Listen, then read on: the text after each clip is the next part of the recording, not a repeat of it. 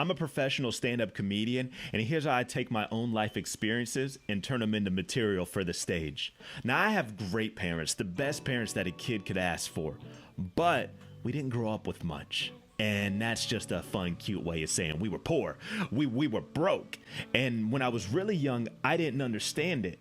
It took me getting older and visiting other people's homes for me to understand this. Like one day I was staying the night at my friend Evan's house. It had to be 10 p.m. at night and we're maybe 11 years old. And he goes, "Bro, I'm hungry. Could you eat?" And I go, "Yeah, I could eat." And then this kid goes into the kitchen and he starts making spaghetti. He's boiling up water. He's making his own sauce. I'm like, "Bro, you could do this? Your parents aren't gonna be mad?" Like, if I did this at my house, then I guess my family's just missing a meal that week. And the funny part is, my dad used to be a chef. He even had his own restaurant called Gators. But the issue with that was, my dad opened a restaurant in a town of 1,000 people.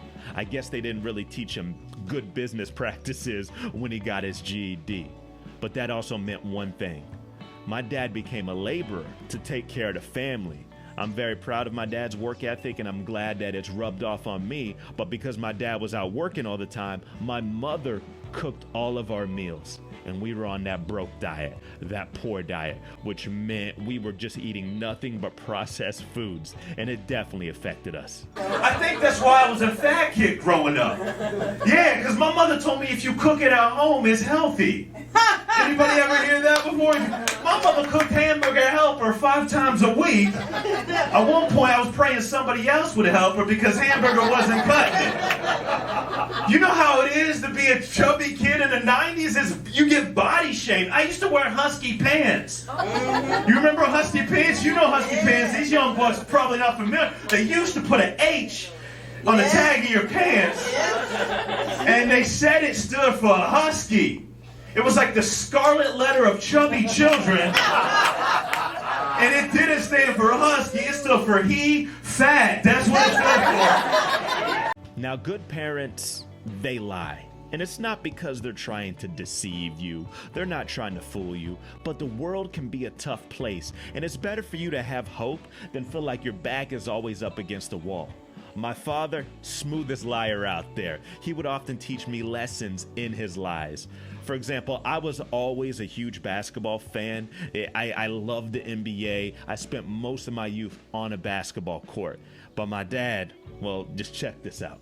I had to believe my dad. My dad tried to tell me Shaquille O'Neal's a better basketball player than Michael Jordan.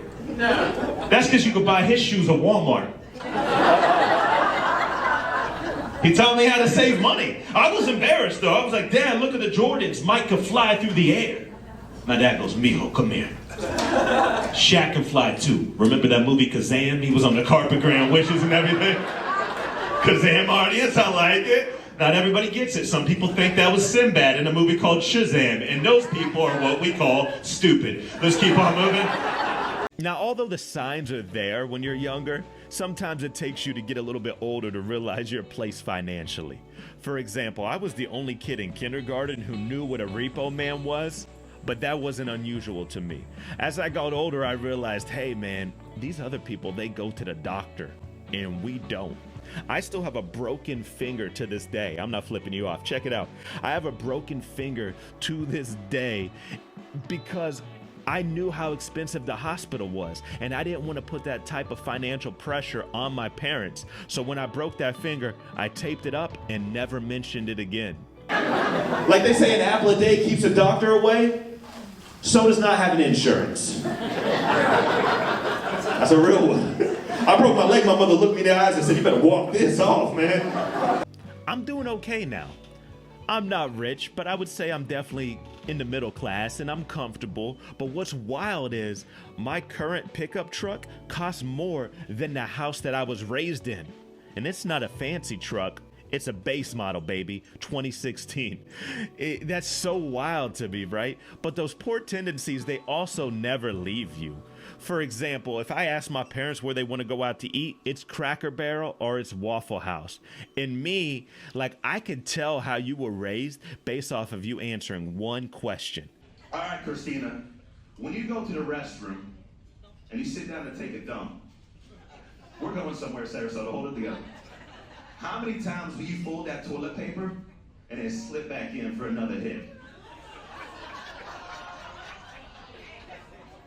She said never. Christina, you rich. You lying to me. That's why you need a front, Christina. Christina, every time I take a dump, I'm in there making origami, right? My mother used to count the sheets. Like, when you bought all the toilet paper for COVID, I'm like, yo, I've been training for this my entire life. We're ready. Let's go. I'm ready for action, man. And honestly, I wouldn't change my upbringing at all. It's a big part of who I became, and I'm very proud of that person. Hey guys, thanks for watching. If you want to see more of the behind-the-scenes stories to the material that I tell on stage, hit that subscribe button. Got any crazy stories of your own? Let me know in the comments. If you want to see me out live performing, go to EugeneTorresComedy.com. Have a great day.